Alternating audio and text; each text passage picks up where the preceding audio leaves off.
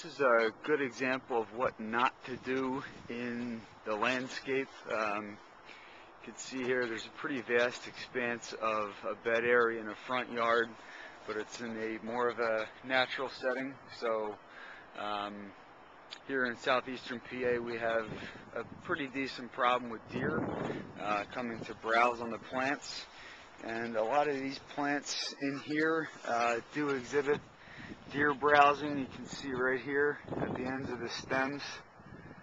If we can focus in right, that's an example of a deer browse. Here's another example of a plant that has been browsed and essentially killed by deer.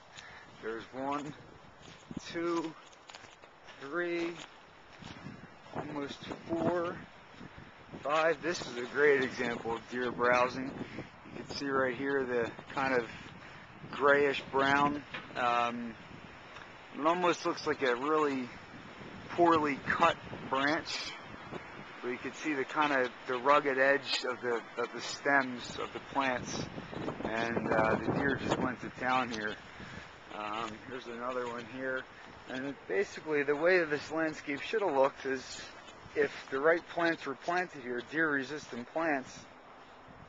All of this should have been real nice and full, and at this point in the season, with the types of plants that were planted here, should have given the client nice color, a little bit more of an intimate feel in terms of privacy and aesthetics. But the types of plants that were selected here just aren't the right plants to use. The other good example here of what not to do is to always take a soil test.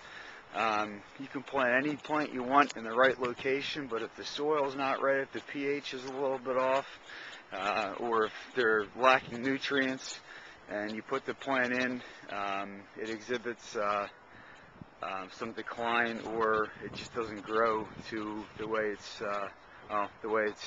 supposed to grow.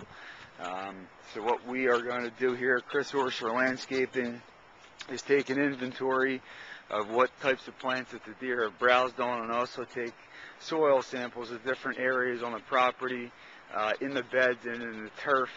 And we have an in-house soil testing system, so we will test that for the proper nutrients and the pH levels, and then suggest to the client what needs to be done in order to correct this. If there is any conditions in the soil that aren't optimal for plants, we would come in and amend the soil, and then come in and plant deer-resistant plants. So again, as you can see here at this point, the bed is just really looking bare and sparse, and that's because of the deer coming in and eating the plants.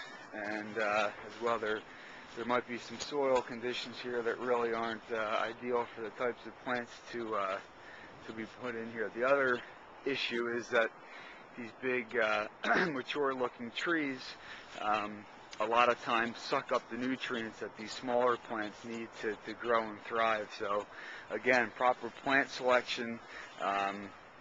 You know, these bigger trees have some implications on the pH and the soil.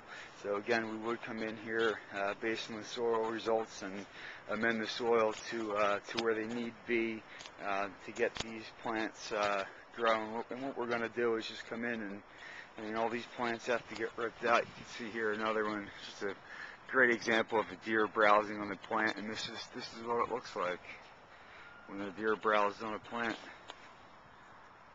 here.